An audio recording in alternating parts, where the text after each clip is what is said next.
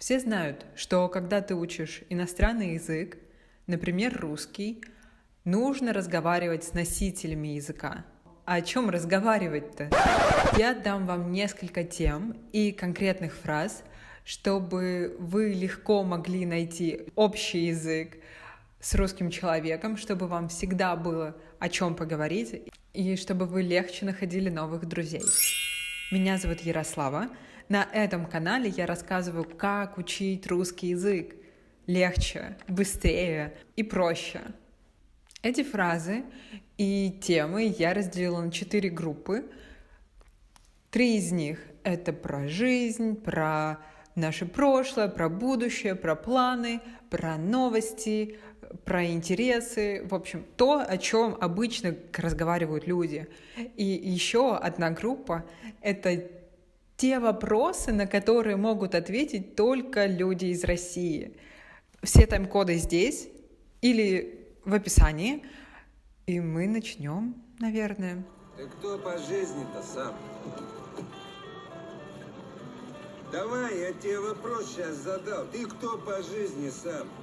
А? Чаще всего люди разговаривают о своей жизни. Самый частый вопрос — это «как дела? Как ты?». Но этот вопрос, он очень общий, этот вопрос очень обычный, этот вопрос неинтересный. Поэтому думаю, что вам скажут «все хорошо» или «все нормально», как обычно. И разговор вряд ли пойдет дальше. Но всегда можно спросить мнение человека. Люди любят говорить о том, что они думают. И, например, можно спросить, что ты думаешь о новости или о какой-то группе, о каком-то концерте, о новом фильме, о популярной книге. Еще люди очень часто любят давать советы. Если вы спросите, можешь посоветовать какой-нибудь фильм или какую-нибудь книгу, или что ты сейчас смотришь, что ты сейчас читаешь, что ты сейчас слушаешь, подкасты, например. Еще можно спрашивать про планы. Например, что ты будешь делать в выходные, что ты планируешь делать в выходные. Ты куда-нибудь идешь в выходные? Или можно спросить, чем ты занимаешься вообще, кроме работы. Про работу мы будем разговаривать потом. А сейчас, если вы хотите узнать хобби, увлечения, можно спросить, чем ты занимаешься вообще. Очень часто люди переезжают из других городов. Если вы знаете, что этот человек живет в Москве или в Санкт-Петербурге, то вы все равно можете его спросить, а ты откуда? Потому что очень часто в эти 2 города приезжают люди из других городов России, поэтому всегда можно спросить, а ты откуда? Спросить, чем этот город отличается от Москвы или Санкт-Петербурга. Продолжаем тему с переездами. А ты хочешь куда-то переехать? Тем более вы можете поделиться своим опытом жизни в другой стране. Если человек не хочет никуда переезжать, то можно его спросить, а где ты был в последний раз? Все люди любят говорить про свои путешествия, или, например, они могут жаловаться, что они уже несколько лет никуда не выезжали. И еще последняя тема про животных. У тебя есть домашние животные? Все любят своих домашних животных. Как его зовут? Что это за порода? А можно погладить, можно потрогать. Я знаю, что некоторые люди этого не любят. Я знаю, что некоторые собачники это ненавидят. Я сама собачник. Поэтому я думаю, что очень многие будут не против. Ну, граждане, алкоголики, хулиганы, тунеядцы, кто хочет сегодня поработать? Большая часть жизни у всех — это работа. К сожалению или к счастью, мы живем при капитализме, поэтому все работают. И нет ничего плохого в том, чтобы спросить, чем ты занимаешься или кем ты работаешь. При этом один небольшой нюанс. Если вы спрашиваете, чем ты занимаешься, На это можно ответить разными способами. Если вы спросите, кем ты работаешь, это уже гораздо конкретнее. Какая была твоя первая работа? Небольшой секрет.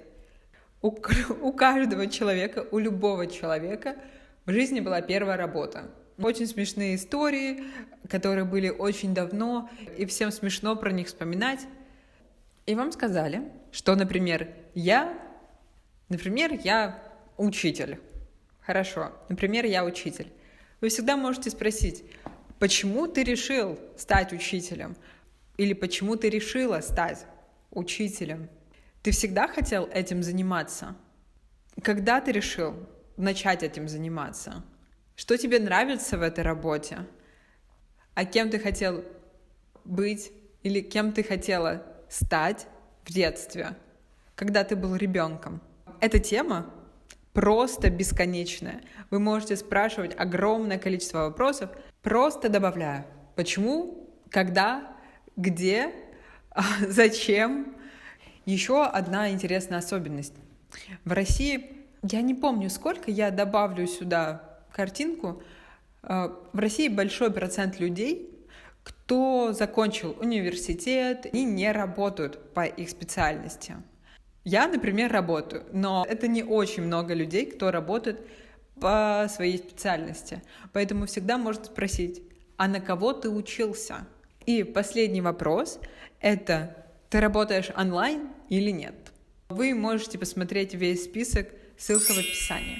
Дальше. А я иду, шагаю по Москве, но в жизни я пройти смогу. Молодой человек! Ты что кричишь? Я пою. Дальше. Вам очень повезло, если вы сейчас в России. С одной стороны. Вам повезло, если вы разговариваете с человеком, с русскоговорящим человеком, и вы находитесь в одном городе. Вы можете всегда спросить, куда ты советуешь сходить? Как я уже говорила, люди обожают давать советы. Если вы встретились где-то, то можно спросить, ты часто здесь бываешь? Или, а ты был, например, в вашем городе, откуда вы приехали? Вы можете продолжить спрашивать советы, например, какие необычные рестораны ты знаешь здесь? Какие музеи ты можешь посоветовать здесь? Или куда сходить?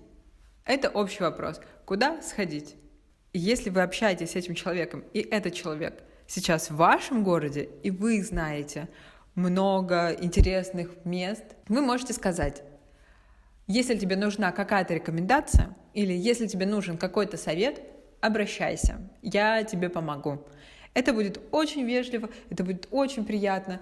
Сейчас, я думаю, вы знаете, что в Европе очень жарко, что в Европе эти heat waves, как сказать, и это отличная тема для разговора, потому что это всех бесит, это все замечают, это очень новое, и у всех есть какие-то свои мысли по этому поводу. Поэтому можно спросить, здесь всегда такая погода, здесь всегда так жарко, или здесь всегда так холодно, или здесь всегда такие дожди. Еще можно спросить, какое приложение погоды тебе больше всего нравится, какое приложение для погоды ты советуешь, какое приложение для погоды ты рекомендуешь. Очень часто они разные, поэтому вы 100% найдете о чем поговорить. А какое приложение для карт тебе нравится? Какие карты тебе больше всего нравятся? Google, Яндекс, 2GIS, DoubleGIS. У всех есть свое мнение. Я люблю Россию. Ich liebe Russland. И вопросы, которые я думала специально о России, на которые могут ответить только россияне. Итак, можете просто записывать, запоминать. Вполне вероятно, что-то из этого вы не знаете, но, например, есть традиционный летний суп. Это окрошка. В нем колбаса, картошка, яйца, зелень, редис. Этот суп можно сделать с кефиром Или можно делать с квасом. Есть люди, которые любят с квасом, есть люди, которые любят с кефиром. И будет очень интересно узнать, что посоветует ваш собеседник. Есть еще одно противостояние. Наверное, не такое серьезное, как окрошка на квасе или окрошка на кефире. Можно спросить, что тебе больше нравится? Москва или Санкт-Петербург? Исторически эти два города, они противостояли друг другу. И сейчас тоже. И некоторые люди хотят переехать и жить в Санкт-Петербурге, им больше нравится эта архитектура, им больше нравится такая атмосфера творческая, креативная, такая расслабленная, несколько аристократическая атмосфера. И есть люди, которым нравится Москва. Очень большая, очень быстрая, очень энергичная, менее европейски выглядящая, наверное. Поэтому вы можете спросить это. Если мы говорим про еду, что из русской кухни самое вкусное? Я думаю, все люди любят разговаривать про еду из их детства, про ту еду, которая ассоциируется у них с их родиной, с их страной. Поэтому, если вы хотите узнать русского человека лучше, спросите, что из русской кухни ему нравится больше всего. Люди из России очень часто ходят в музеи, в театр. Я думаю, что я не очень часто ходила, но 100% несколько раз в год. Например, в Москве открывается какая-то новая выставка, очереди могут быть 5-часовыми. Можно простоять 5 или 6 часов в очереди, чтобы попасть в музей. Какой музей тебе нравится больше? Какой музей ты посоветуешь? Третьяковку или Пушкинский? В России, я думаю, как и везде, очень любят праздники. У нас есть несколько очень крупных праздников. Это Новый год и Рождество. У нас есть Пасха, у нас есть Масленица. Есть популярные праздники, это 8 марта, 23 февраля, то есть такие гендерные праздники, как я их называю. И еще майские праздники. Это День труда и День Победы. И у каждого человека в России есть любимые праздники. Какой твой любимый праздник? Еще один хороший вопрос — это какой фильм самый новогодний? Или какой фильм у тебя ассоциируется с Новым годом? Это может быть «Иван Васильевич меняет профессию», это может быть «Ирония судьбы». У всех есть любимый новогодний фильм. И последний вопрос. На этот вопрос знают ответ только россияне. Как ты думаешь, что в России самое классное и что можно изменить? Если вы хотите поговорить, пишите в комментариях или вступайте вот в этот чат в Телеграме, где мы можем это все прекрасно обсудить на русском языке.